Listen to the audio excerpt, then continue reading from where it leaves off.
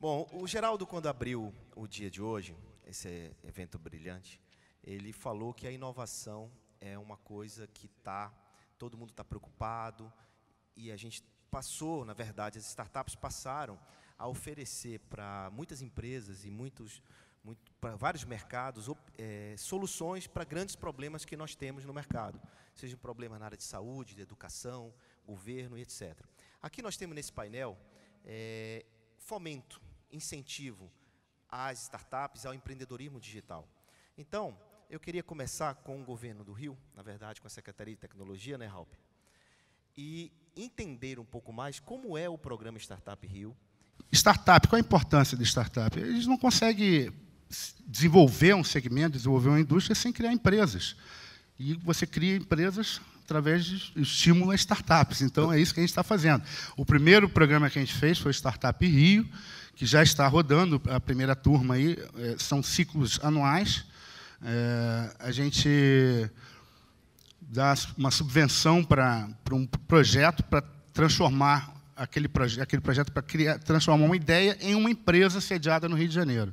Esse é o objetivo, criar uma empresa no Rio de Janeiro, com foco em TI. O segundo que a gente vai fazer agora no segundo semestre, deve lançar um edital da FAPERJ também, é para o segmento de biotecnologia. E a gente já está discutindo também com a Secretaria de Cultura para ir além para a indústria criativa. Quer dizer, a gente acredita que a gente tem que criar novas empresas, startups emergentes, e essas são as 3 áreas que a gente está atacando no momento. Isso não significa que vai ficar só por aí, é uma questão da gente ver oportunidades aí no futuro. Na verdade, é uma grande oportunidade, porque a indústria tradicional ela gera milhões de empregos.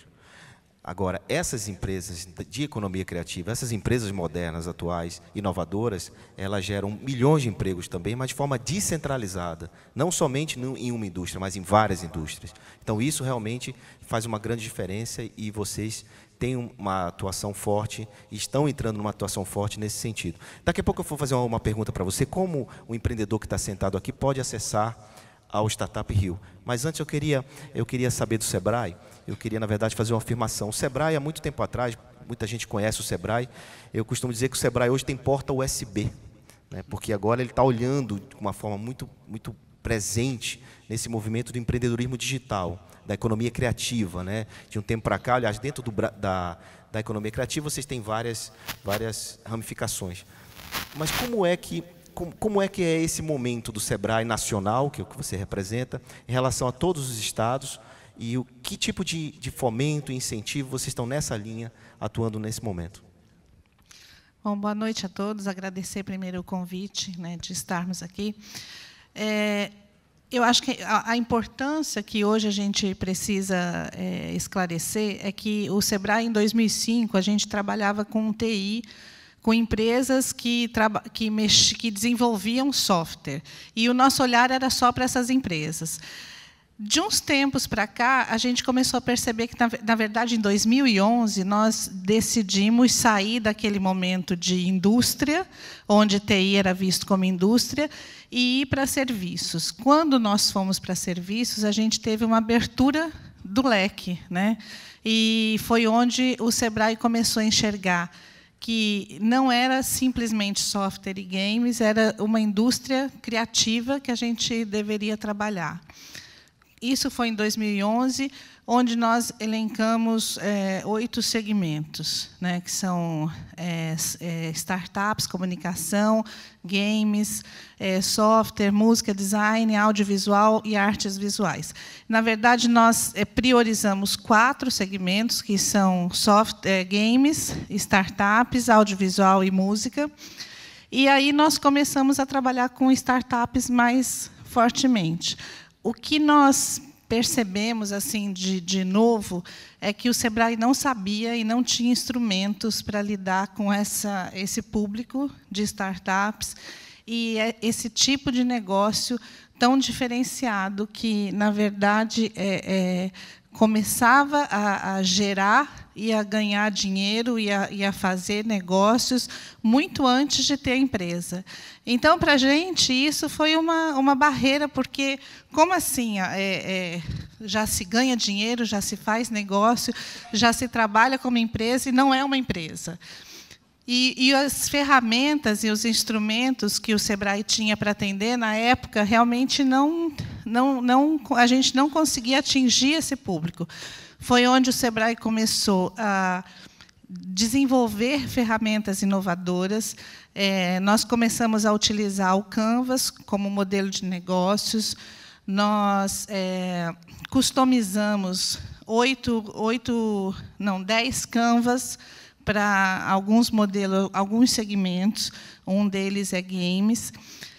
E nós começamos a participar e apoiar eventos dessa magnitude, desse tipo, né, para o SEBRAE estar mais próximo, participar do ecossistema, para poder, algum dia, criar uma reputação, porque, na verdade, a gente não sabia trabalhar com esse público. E hoje, depois de 3 anos, né, de 2011 para cá, hoje a gente entende que nós sabemos exatamente o que nós podemos fazer para esse público.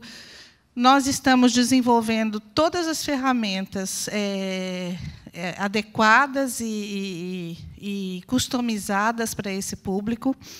E nós sabemos também que é uma economia diferenciada, que é uma economia que tudo começa numa paixão e de repente, tem uma escalabilidade altíssima e começa a se ganhar dinheiro muito rápido, e depois vai se pensar no modelo de negócios e como abrir essa empresa. E isso, para nós, assim, no início, foi um sufoco, na verdade, porque a gente não tinha produto para atender. E hoje a gente entende que a gente está caminhando muito junto desse público. Entendemos que esse público precisa de capacitação de gestão, de modelos diferenciados de negócio, e que estamos à disposição também para novas ideias e novas sugestões para a nossa atuação.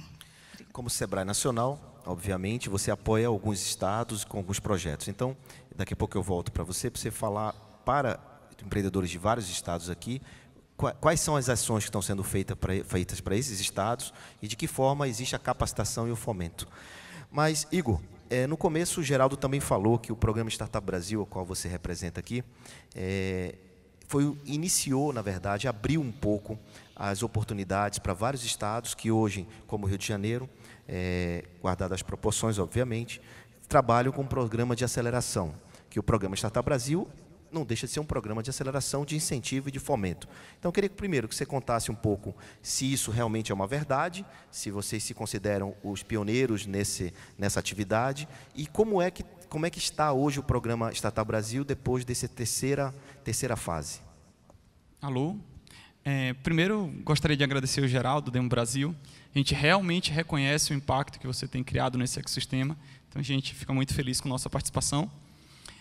E aí, falar um pouco do Startup Brasil como pioneiro, eu digo que existiram várias mudanças no ecossistema, elas foram convergindo, e o Startup Brasil pode ser esse marco, mas a gente sabe que existem vários players que fizeram seu papel, que trabalharam, às vezes até um trabalho de formiga, que não é tão reconhecido, mas várias instituições trabalharam.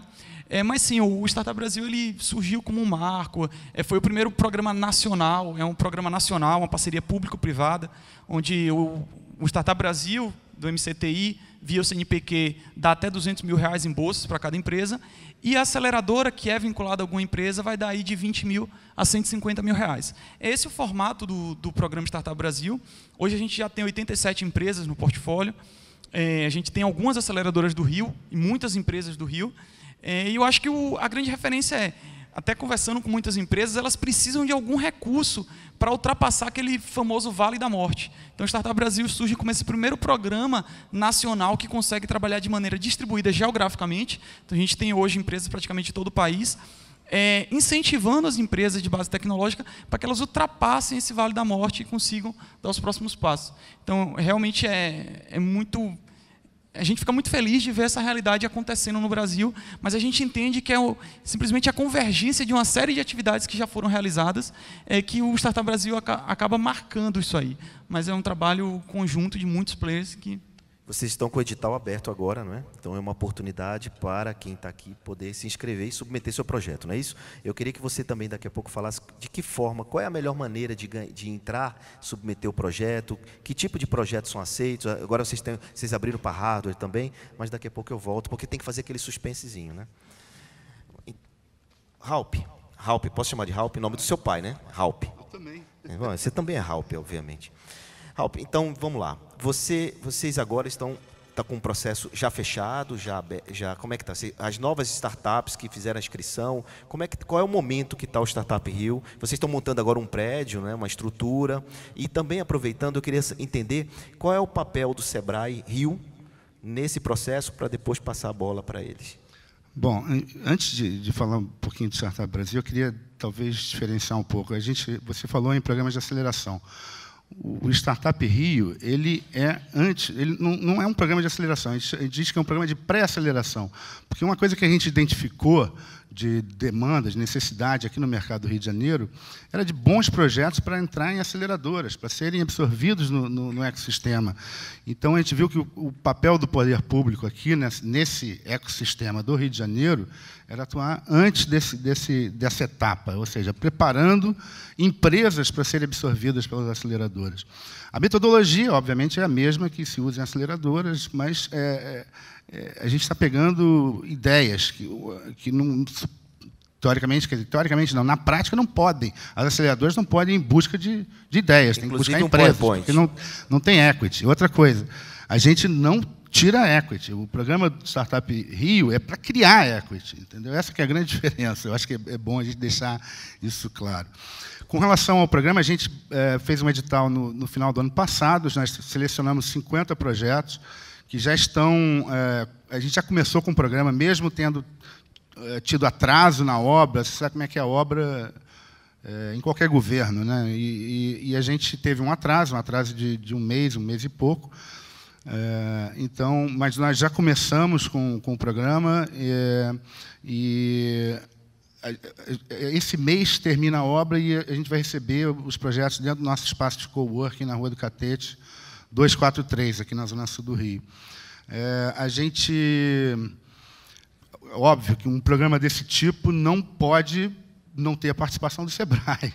E o Sebrae é um grande parceiro nisso, e a gente, principalmente na parte de... Porque o programa ele consiste de uma capacitação em empreendedorismo, em desenvolvimento de produto, em desenvolvimento de empresa, que é muito importante. Esse é um aspecto muito importante do programa. E o Sebrae tem competência nisso e é o grande parceiro para ajudar nisso. A gente tem outras parcerias também. A gente tem uma parceria com a ACESPRO, que é a Associação das Empresas de TI aqui do Rio de Janeiro. Quer dizer, alguma academia? A participação das universidades e de centros de pesquisa é importante, porque elas geram o conhecimento necessário para você ter bons projetos no programa. Então, a gente tem a participação deles. E o objetivo final é que tenha, dentro do espaço de coworking, um espaço para que esses entes da academia se instalem para ter um contato diário com os projetos, entendeu? Mas, então, tem o Sebrae, tem a CESP. Por que a participação da CESP? Porque, senão, fica um programa muito chapa branca, né? E a gente tem medo que isso muda o governo sempre muda e não tem a continuidade. A CESP, eu acho que é o ente que vai dar continuidade nesse programa. A CESP tem iniciativas de incentivo de empreendedorismo na área de TI aqui no Rio de Janeiro. Ela tem o TI Angels, que é um programa em que ela dá dinheiro para desenvolvimento de empresas. Então, ela tem interesse em gerar bons projetos, boas empresas, para que a base de tudo é você ter o equity para entrar no sistema, né, na linha de produção de empresas. E eu acho que o grande objetivo do Startup Rio é esse, entendeu? Ok. Então, o que o Sebrae Rio, o que o Sebrae Nacional está apoiando o Sebrae Rio, no sentido de apoiar o movimento do Startup Rio, e quais são os outros movimentos que estão surgindo no Brasil e de que forma, porque muita gente confunde, acha que o Sebrae às vezes pode fazer investimento direto e não é bem assim, não é? O Sebrae ele faz capacitação, treinamento, fomento, incentivo. Então eu queria que você falasse um pouco sobre isso. Isso. Bom, eu acho que o nosso marco principal assim foi quando a gente começou a participar na Campus Party, né, onde nós levamos um stand para a gente ficar mais próximo desse público, conhecer o ecossistema, participar das atividades e conhecer as necessidades do público. Vendo que a gente tinha um desconhecimento grande e não tínhamos produtos adequados, a gente começou a capacitar. Primeiramente, o Sebrae Nacional, né, começou a se capacitar, e hoje a gente está desenvolvendo uma trilha de capacitação dos estados. Então, essa trilha vai atender as pessoas que trabalham nos estados, nos balcões ou na área de consultoria, atendendo esse povo que chega com uma demanda de querer abrir ou querer dar continuidade a uma startup sem saber para onde vai, né? Então, essa trilha é uma trilha que a gente está chamando de trilha de economia digital. Ela tem a função de capacitar os estados a atenderem de uma forma mais adequada, saber alguns termos técnicos que para eles talvez sejam diferentes, inovadores, assim, não tenham muita vivência com isso, mas a gente precisa capacitar esse pessoal para eles poderem entender essa linguagem e atender esse público corretamente. Fora isso, existem investimentos da nossa área em produtos que hoje são já conhecidos do Sebrae, mas que precisam ter esse viés empreendedor para uma startup. Então, a gente já tinha antes o Sebrae Tech, e a gente criou uma linha de startups dentro do Sebrae Tech, onde a startup ela consegue receber uma consultoria até 80% gratuita e o restante é pago pelo Sebrae. Essa consultoria é uma consultoria tecnológica, junto a centros tecnológicos, que, em outros segmentos, a gente vê que tem ajudado, porque, às vezes, são coisas mínimas que pode se resolver com uma consultoria. Além disso, a gente tem fomentado os estados a criarem seus projetos de startups e chamarem as empresas de startups nos estados. Hoje, a gente tem Rio de Janeiro, que já é um projeto já bem consolidado, Alagoas, Goiás e Santa Catarina, obrigada. Mas não podemos esquecer os outros estados que estão também fazendo um trabalho fantástico, como Paraíba, como a gente tem, na verdade, 7 estados. Mato Grosso do Sul.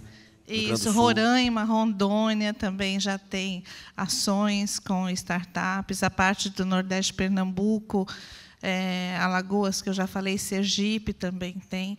Então, assim, tem vários estados que estão arregimentando empresas. A gente criou um manual assim, um passo a passo, né, de como que isso deveria ser feito no estado. Qual o público-alvo, como que detectaria esse público-alvo, né, porque tem muita gente no estado que não consegue entender o que é uma startup. E, assim, por que aquela empresa vai ser considerada startup e outra não?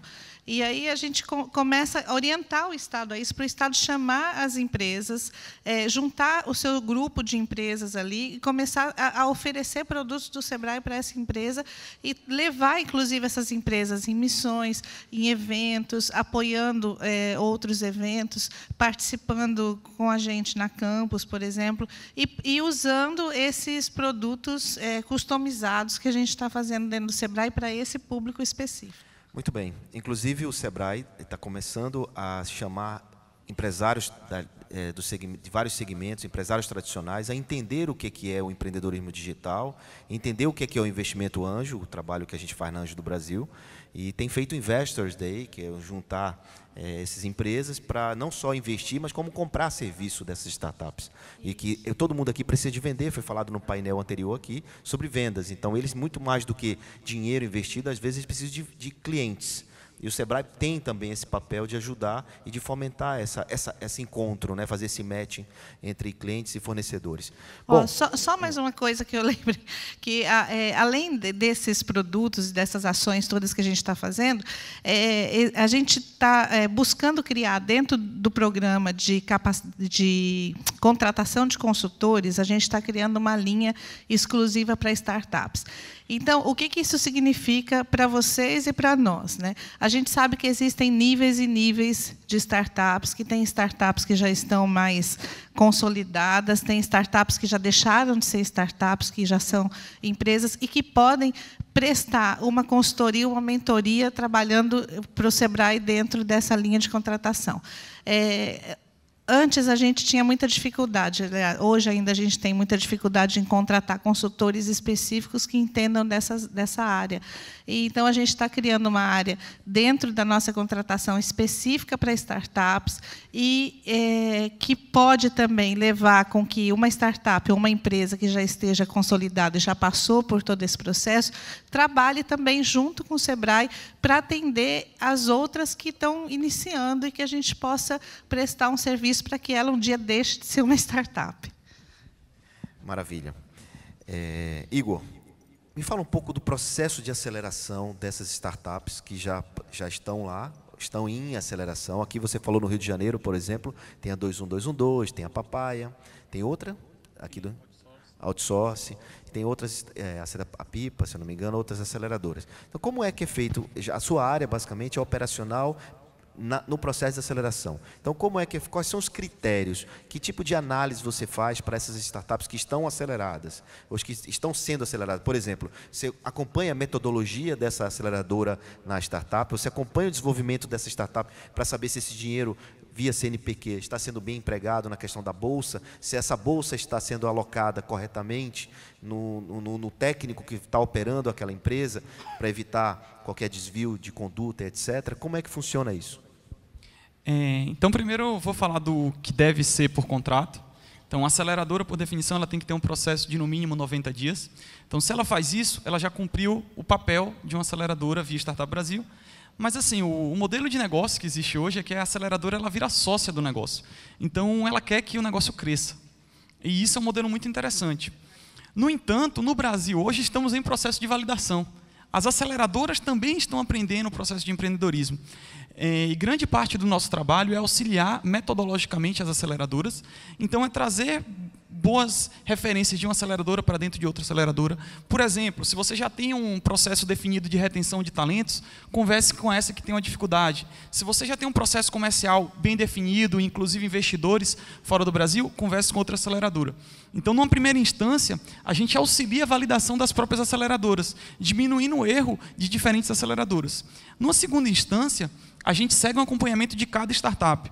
Isso aí passa por um processo, são reuniões periódicas, então a cada 3 meses a gente, do Startup Brasil, tem reuniões com as startups, então assim, a gente visita todas as startups, a gente faz uma classificação daquela startup em alguns critérios, como modelo de monetização, estágio de desenvolvimento, e a partir daí eles recebem relatórios de desempenho daquela empresa. Então, você começa a ter referência, se você está crescendo rápido ou crescendo devagar. Você começa a ter referência de outras empresas que fazem coisas semelhantes que você poderia trocar contatos. Então, basicamente, a gente faz o acompanhamento das aceleradoras, entendendo o processo e otimizando o processo de cada aceleradora, porque elas ainda estão em processo de validação. E, no segundo nível, a gente conversa com cada startup para entender a dificuldade que elas têm, tentar trabalhar de uma maneira tanto entendendo clusters e trazendo benefícios para esses clusters, como entendendo empresas que têm um estágio mais avançado e trabalhando quase como executivo de negócio para que elas cresçam de maneira mais acentuada ainda. Então, é esse o processo. Falando um pouquinho já da seleção, que eu acho que também é importante, basicamente são 2 grandes blocos. Primeiro, você é aprovado pelo Startup Brasil, depois você inicia uma negociação com a aceleradora, depois de aprovado por uma aceleradora, você inicia o recebimento dos recursos. Para se inscrever no Startup Brasil, a gente está com inscrições abertas agora até o dia 14 de julho. Basicamente, você precisa ter de 0 a 4 anos, e aí já parece muito alinhado, a gente não está buscando ideias, a gente não está buscando empreendedores que tenham um sonho, a gente está buscando empresas, você precisa ter um CNPJ. Historicamente, as empresas que não têm um protótipo definido também não têm um nível alto de aprovação. Então, assim, em termos de edital, você precisa ter um CNPJ, no máximo 4 anos de CNPJ, você tem que ser uma empresa que tem uma base tecnológica ou de hardware ou de software, e você tem que ter um negócio escalável. É aquilo que você descolhe curva de receita, de curva de custo, que você consiga ter um alto potencial de crescimento. Com isso, você está hábil a se inscrever no Startup Brasil. Aí os principais critérios são o modelo de negócio, a via de mão dupla, que é a relação que isso tem com o programa TI maior e tudo, solução e time. Aí você está apto para ser aprovado, depois você começa a negociação, que é individual. Cada aceleradora tem seu papel de negociação. Ou seja, a startup ela só pode entrar no processo se ela tiver agregada a uma aceleradora. Se ela não tiver, ela não pode participar. Ela não vai continuar no processo. Não pode. É uma parceria público-privado que necessariamente você tem que se associar a uma aceleradora, que vai virar sua sócia se quer que você cresça, né? Então. Ok. A gente está vendo no Brasil que o processo de aceleração ele tem uma visão de mercado. As aceleradoras têm uma visão de mercado e as incubadoras, principalmente as antigas incubadoras, têm uma visão científica, técnica, né? A gente tem uma experiência aqui em São Paulo, na USP, o seu Dr. Sérgio Isola está aqui, que é do CIETEC, que é uma experiência incrível, que é um processo de aceleração. É mais do que uma incubadora aquilo ali, é muito mais do que uma incubadora. Então, o que eu quero dizer é o seguinte, a gente, fazendo investimento anjo, quando a startup ela passa por um processo de aceleração, sai do Startup Rio, passa por um processo do Startup Brasil ou qualquer aceleradora, a chance de dar certo é muito maior. A chance desse negócio acontecer e o risco do dinheiro é menor, no sentido de fazer investimento.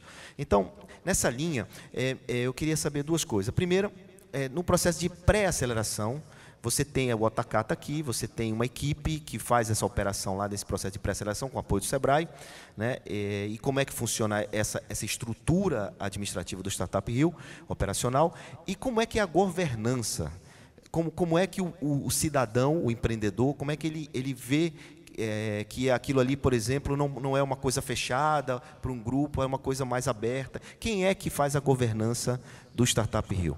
Quem são os atores desse processo? Bom, antes de responder a tua pergunta, eu queria citar aqui que eu tenho uma experiência muito grande nessa. Eu já fui gerente de incubadora lá no LNCC.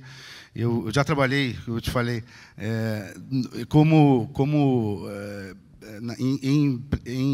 na academia, num centro de pesquisa. Já trabalhei em empresas grandes da área de internet e que estão sempre assim na ponta em termos tecnológicos, e agora estou trabalhando no governo fazendo política pública. Então, já tenho uma experiência nas 3 partes da tríplice hélice, aí, posso dizer isso.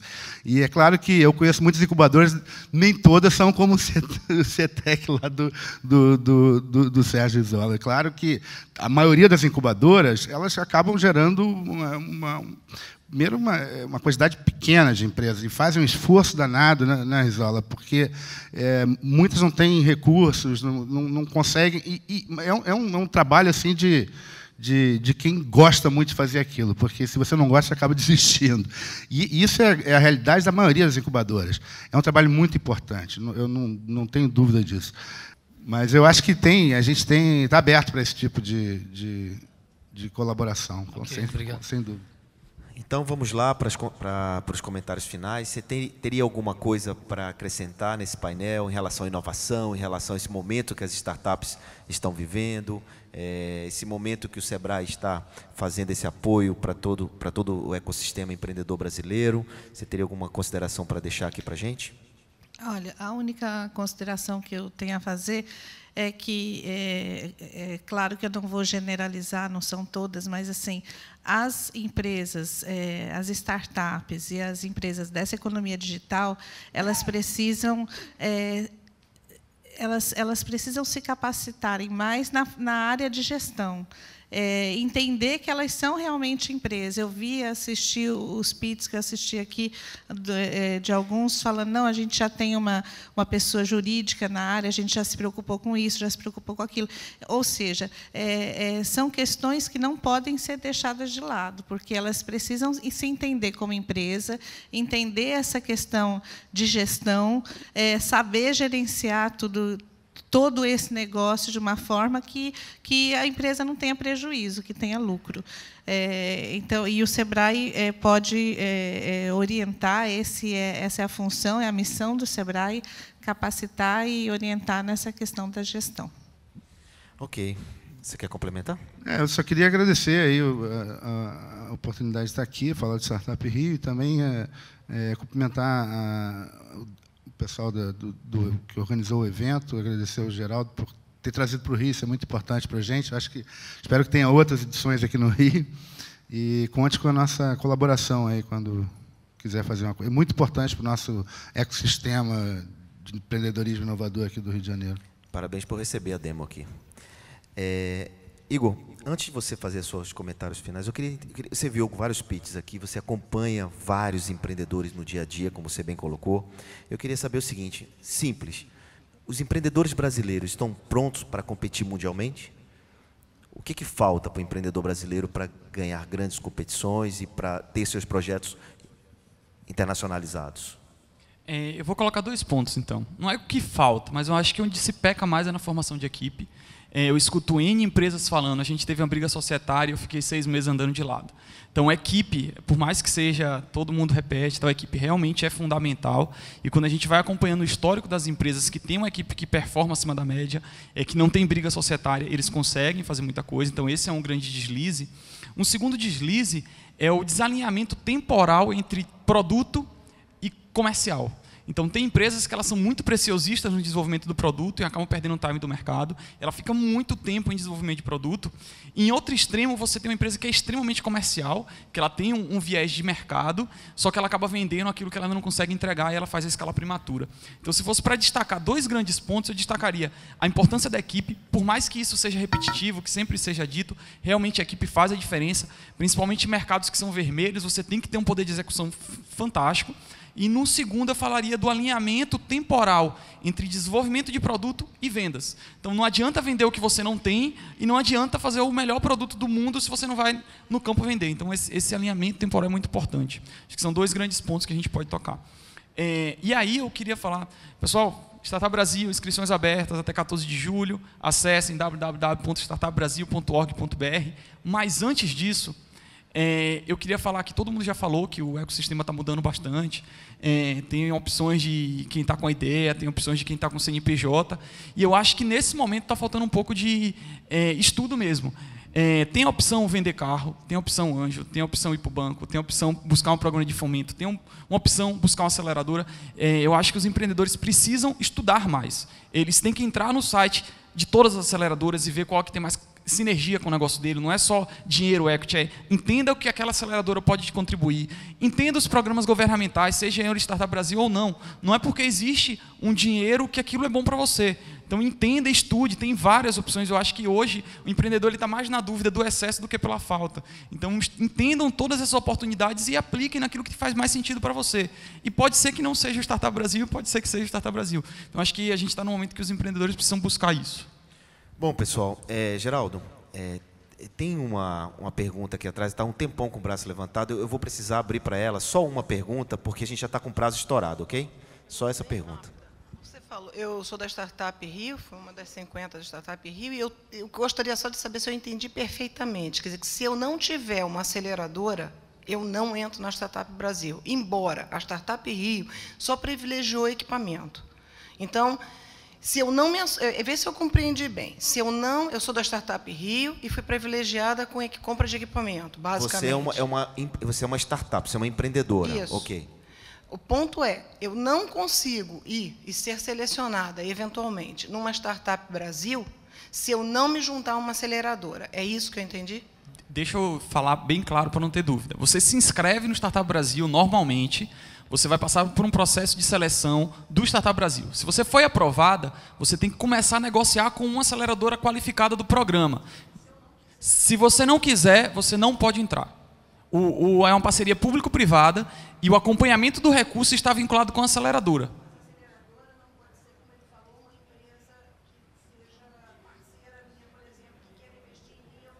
A gente tem uma seleção de aceleradoras. Se essa sua parceira quer virar aceleradora, a gente tem um edital de aceleradoras que tem um cumprimento de tudo.